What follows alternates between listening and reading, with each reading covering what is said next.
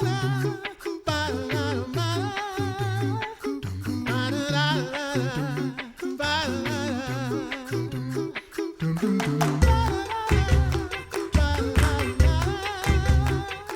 listening to The Coffee Hour. I'm Andy Bates. I'm Sarah Golseth. Thanks to Concordia University, Wisconsin for supporting The Coffee Hour. Find out more about Concordia University, Wisconsin at cuw.edu. Live uncommon. We have someone new to introduce to you today, and I'm super excited. Yay! KFUO family is growing, and if you've been listening maybe on the weekends or in the afternoons, you might have caught the sounds, the dulcet tones of the Reverend James Cleland, Pastor Cleland. Welcome to the Coffee Hour. Thank you. It's good to be here. So recently, we had an opportunity here at KFUO, and we got this nice message from Pastor James Cleland and shared a little bit about himself. And we said, come be part of our team. Yay. And we are so glad to have you here, so excited to have you here because you bring a great skill set. And we think that it's just a wonderful benefit to not only our team, but to our listeners as well. So we thought today we would introduce Pastor James Cleland and learn more about you. So this is your life. No, it's not really that kind of game, but we might ask some pressing questions. Sounds good. Like, Yes, who is the Reverend James Cleland? Where'd you come from? Man, that's a long story, but mostly Texas. Mostly. Mostly Texas. We love Texans on. Texans are great. We're exceptional, as you know. Except for our power grid recently, but well, that's exceptional too. It's a different kind of exceptional. Yes. Yeah, I'm that kind of exceptional. But yeah. So I hail from Dallas-Fort Worth area. I was a pastor and vicar at Soulthirst Lutheran Church in the Colony, Texas, and just graduated from the specific ministry pastor program at Concordia, and decided I want more of that. So I'm now at the MDiv program at Concordia Seminary, one of a group of 3 from SMP that are trying that on for size this year. So excited. I need to know where the Colony, Texas is. That sounds like an exotic place. It sounds exotic. It's the most boring place in the world. But, oh, sorry, Texans. Oh. No, it's north of Dallas, near Carrollton, Plano, etc. It's actually a lot of fun. I love the Colony. But, yeah, very good. We have a lot of proud Texans on our staff, so we are very fair. proud. Like, what should we ask our Texans to do right now if they're listening? Should they honk? No, we don't want to scare people off the road. Hopefully they're Aggies too, and they'll just say gig 'em. They can eat some queso for me. I miss queso right now, but yeah. Yeah, that's fair. That's fair. So you mentioned the SMP program. For our listeners who aren't familiar with SMP and all of those acronyms that we love to throw out in the LCMS, can you? Yes, the Lutheran alphabet. Can you explain what the SMP program is? SMP is a specific ministry program. So you might be familiar with the MDiv program, where seminarians are at the seminary and then they go off and do vicarage and then they come back. Well, I did my vicarage, 2 years of vicarage, while taking online courses and traveling to St. Louis a couple weeks a year for intensive courses. So the benefit of the SMP program is you get a bunch of guys who maybe are bivocational or in their second career and are really boots on the ground doing ministry while they're learning about ministry. So it's a really cool way to become ordained and get involved as a pastor. And I loved it. Absolutely loved it. Some people will say that the MDiv route is the preferred route. I think both are preferred routes. And if you can do both, awesome, which I'm doing. But there's pros and cons to each way of doing it. And I loved doing the SMP program. So what did you learn in this program that's been valuable? What are some of the highlights, the keys of this program?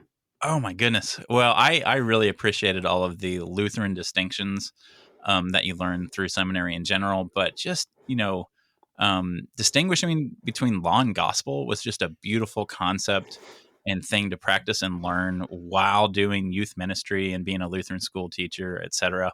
And then there were amazing classes. Pastor Jim Marriott, which you guys might have heard of before, is amazing. And I had a worship class with him where I learned about liturgy and how it works and telos and pulling at people's hearts, if you will, and pointing it towards Christ. But I was spending a lot of my time in an English classroom, and it was just amazing taking those lessons and adding liturgy to a English classroom at a Lutheran school. It was just beautiful. So it was fun being bivocational and a pastor. It was really cool. So you've been an SMP student and now pastor. And before that, you mentioned you were a teacher. What are some of the other things that you've done that you've gotten to do in your exciting life, exciting careers? It's been kind of crazy past 20 some odd years. Right out of college, I went into teaching at the various Christian schools, but then got kind of pulled into the summer camp community, which I had done off and on during college. And that became my career for quite some time. I ran Christian summer camps in Texas and New England, and eventually made it back to Texas and pulled back into education while at the same time becoming a vicar and doing youth ministry. I mean, I've been all over the place lately, but it's every step of the way there's been pastoral care. That was kind of the theme in every job I did and what I kept getting pulled to. And I should have just listened to my mother decades ago and just gone to the seminary, because I am a pastor. It's so beautiful that I'm getting to do that. So, yeah. It's funny how your parents are right and you don't realize it until you're in your late 20s, early 30s. My mom's not listening because she doesn't need to hear that she was right. There are so many valuable things. You just pointed out there were so many things that were pastoral care. Think of how much you learned during that time, too, though. Yeah. It was amazing. Just even the summer camp stuff, the programming games and things with a mindset towards proclaiming the gospel. That's a cool perspective. And bringing that into a church and bringing that into adult ministry, it kind of throws adults for a loop sometimes, but then they eat it up. They love it. So, yeah.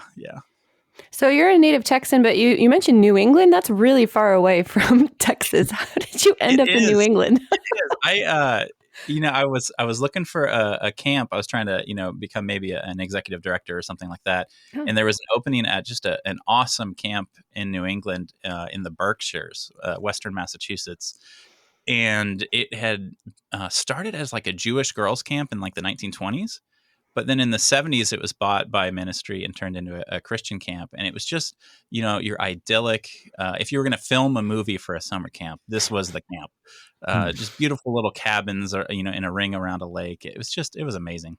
But it gets cold there, even in the summer. I didn't expect that. So. Welcome to New England.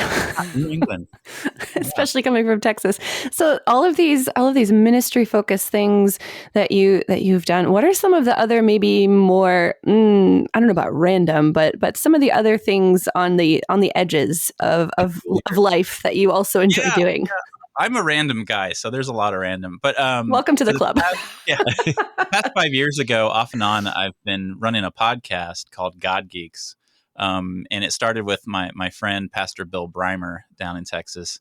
And we would just, talk movies, music, comic books, all kinds of things, and just explore how theology is really everywhere. And it was just beautiful talking to him. And we started that when I started SMP.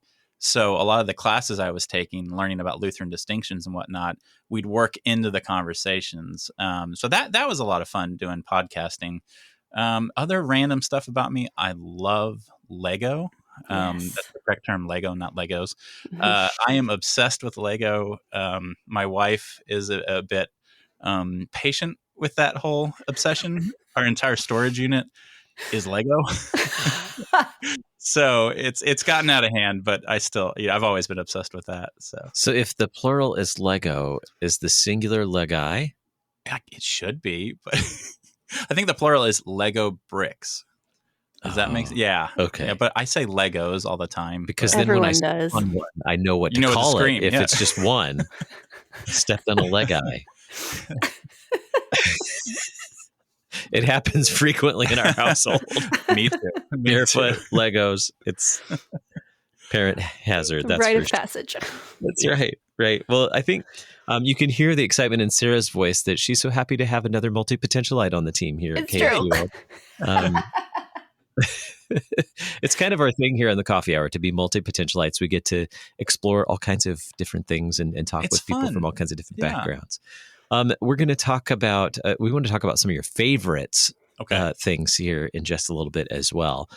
Before we go to the break, though, I want to let folks know where they can hear you. I know you're doing a lot of behind the scenes things here at KFUO, but they can also hear you on the weekends as well, right? Yeah. Come join you for some sacred music on Saturdays and Sundays. So listen to KFUO on the weekends and hang out with Pastor Cleland. Yeah. Love to have you. All right. Well, let's just go ahead and take a short break now. We'll come back and we'll get to favorites in just a little bit. What do you think, listeners? What do you think Pastor Cleland's favorite food is? Being from Texas, can you guess what his favorite food is? You'll find out here in just a moment. You're listening to the Coffee Hour. I'm Andy Bates. I'm Sarah Gulseth.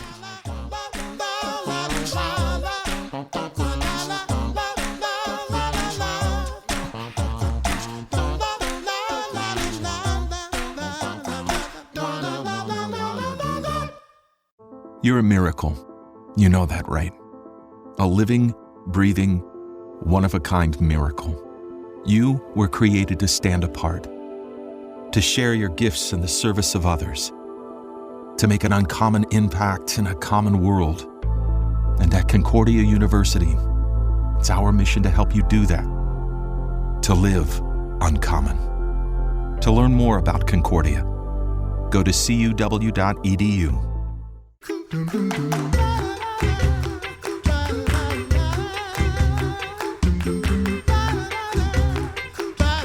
Welcome back to the Coffee Hour. I'm Andy Bates. I'm Sarah Gulseth. Today we are introducing Pastor James Cleland. He's new to the team here at KFUO. You can catch him on weekends and in the afternoons as well, sharing sacred music with you. He's also doing a lot of behind-the-scenes things as well right now, really learning the ropes and learning about the technology stuff. Has anything just terrified you yet? There are a lot of buttons, flashing buttons. And the problem is when I see a flashing button or a light, I want to press it. And that's not always a good thing with radio. So That is very true. Yes, there are lots of buttons, lots of switches and things in front of us, and it's nice to be in the studio a little more frequently here lately and being able to actually use those instead of a mouse to make those things work. Let's talk about some of your favorite things. You already mentioned you love Lego. Yeah. And Lego being plural, that's something that I learned, and that must be part of your teacher nature as well, because you're a teacher too. Yeah. So I'm going to go first and ask my favorite question of favorites. Favorite food. I've debated this a lot, and it takes a lot of practice to figure out your favorite food. I think it's crawfish, boiled crawfish. Whoa. But you would think like the Creole style, Louisiana style, but no, I like the Vietnamese style boiled crawfish from Houston, Texas. So it's bathed in butter and lemon pepper and ginger and garlic.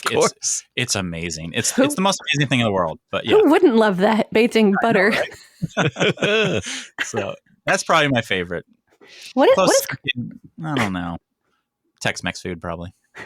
Yeah. I was expecting the Tex-Mex answer being from Texas. What does crawfish actually taste like? I've never actually had crawfish, but I'm from the north. It's like lobster meets shrimp, if that makes sense.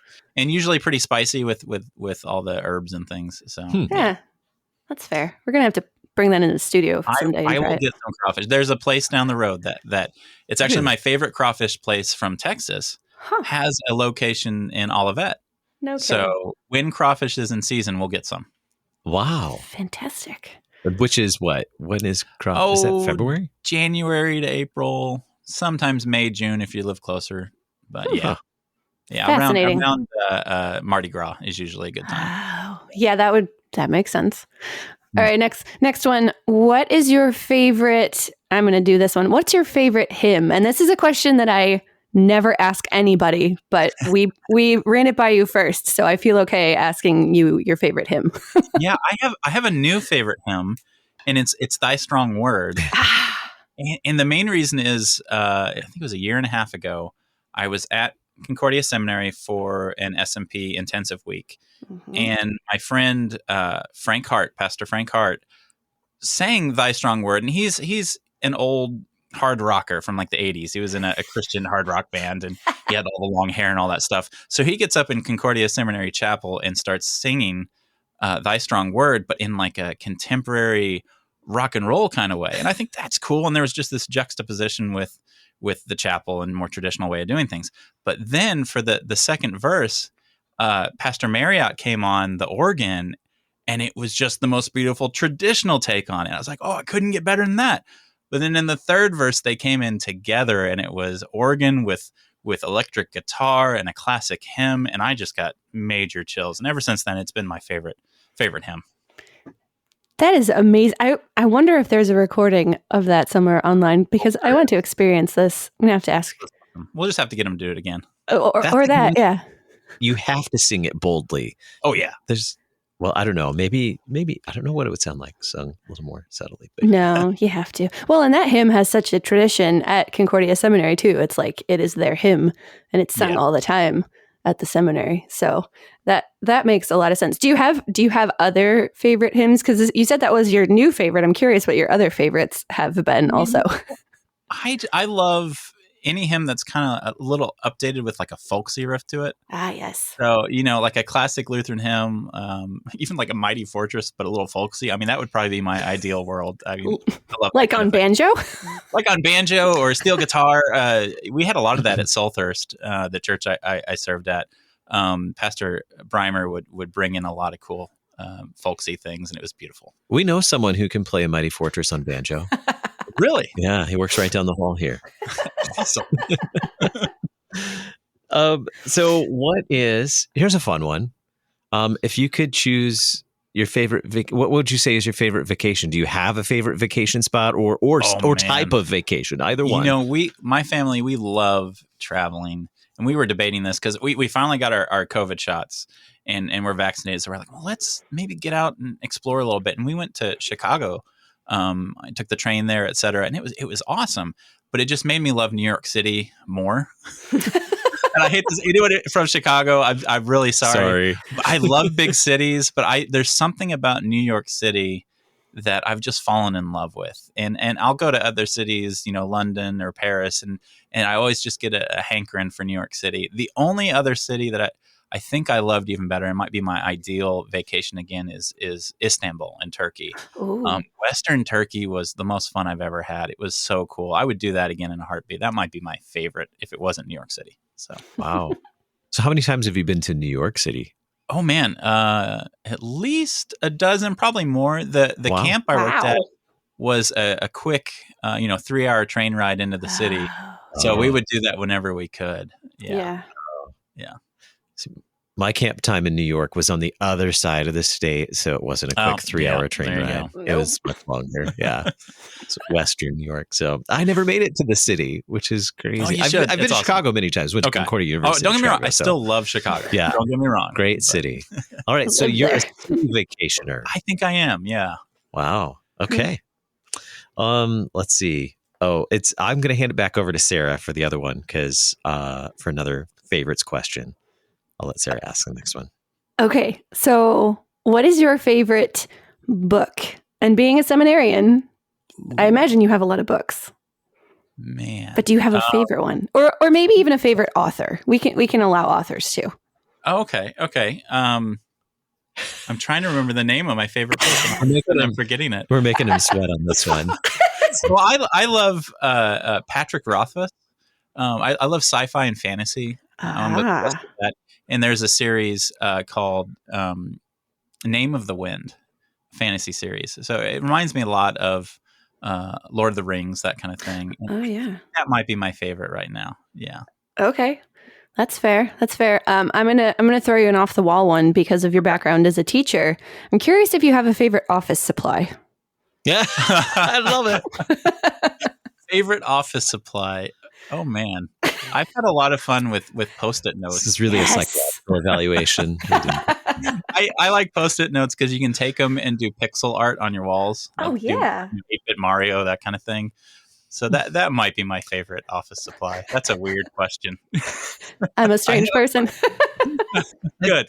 2 funny stories about Post-it notes. And, yes. On the walls, office walls. Yeah, pixelating an office wall with Post-it notes. We Post-it noted you, Andy, during Share-a-thon one year. That was one of them, yes. Yeah. Someone presented a challenge to the listeners during Share-a-thon, which, by the way, Share-a-thon coming up April 22nd through the 24th.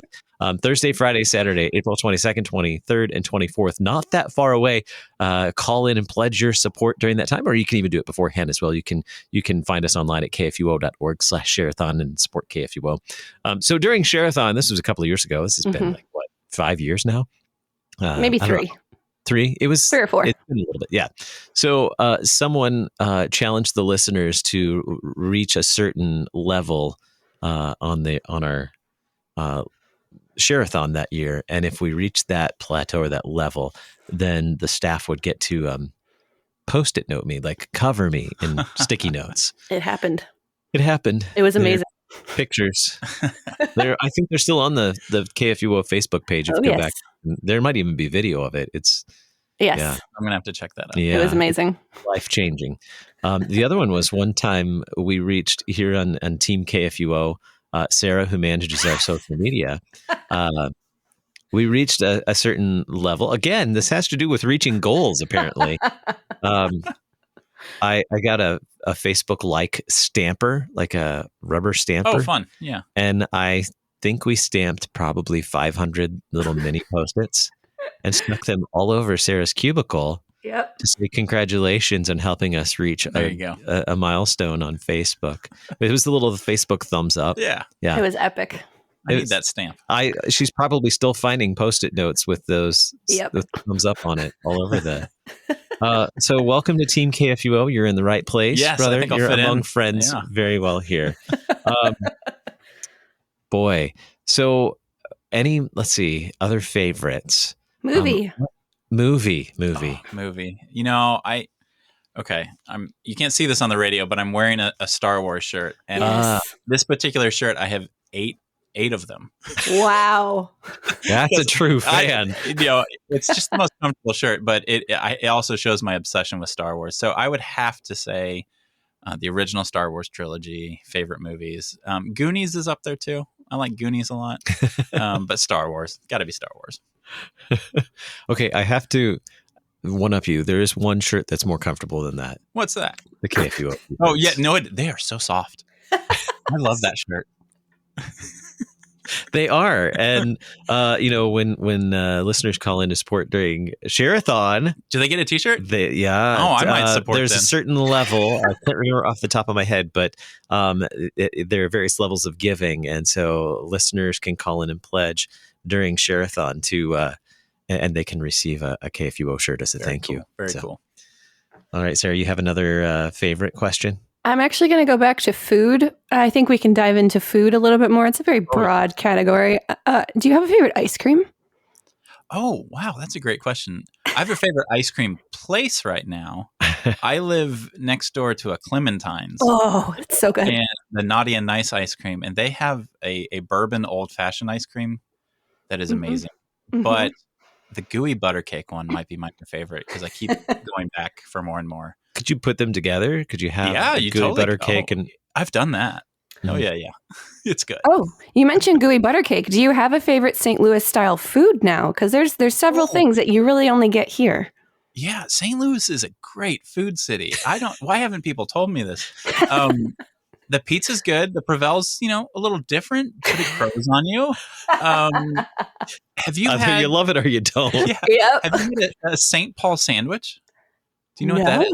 I don't know what that is. It's a St. Louis thing. Yeah. It's only in St. Louis. It's egg foo young on white bread with lettuce and tomato and mayonnaise.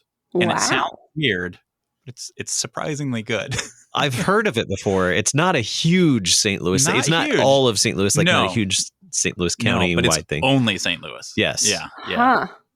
But toasted ravioli, I like that too. I mean, I just like food. So. Don't get me started. Oh, I love food too. So you're among friends. And I do like a lot of St. Louis stuff, but I love a lot of Texas food as well. Having lived in Texas for a little while also. So many good foods. Man.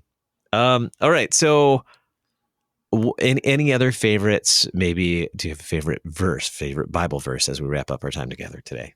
Jesus wept, John 11, verse 35. No. Favorite verse. I know it's like It's all of them. All of them. That's the all of them answer, not the hymn. No, it's. I'm going to be a little. Don't ask a pastor his favorite verse. He likes all of them. I do, but there's something about John 3:16 that I just always go back to. It's just one of those central verses that's overused but beautiful. Does that make sense? Sure. Yeah. Absolutely. I'm It's gonna go kind of with what being a pastor is all about. It really is. Proclaiming that good news, that what God has come for. Well, thank you so much, Pastor Cleland, for being our guest on the Coffee Hour. Welcome to the team here at KFUO. Welcome to the family. Thank you. Good to be here. Looking forward to hearing you more on the weekends, the afternoons here at KFUO, and glad to have you part of our team. Thank you. You've been listening to the Coffee Hour. I'm Andy Bates. I'm Sarah Golseth.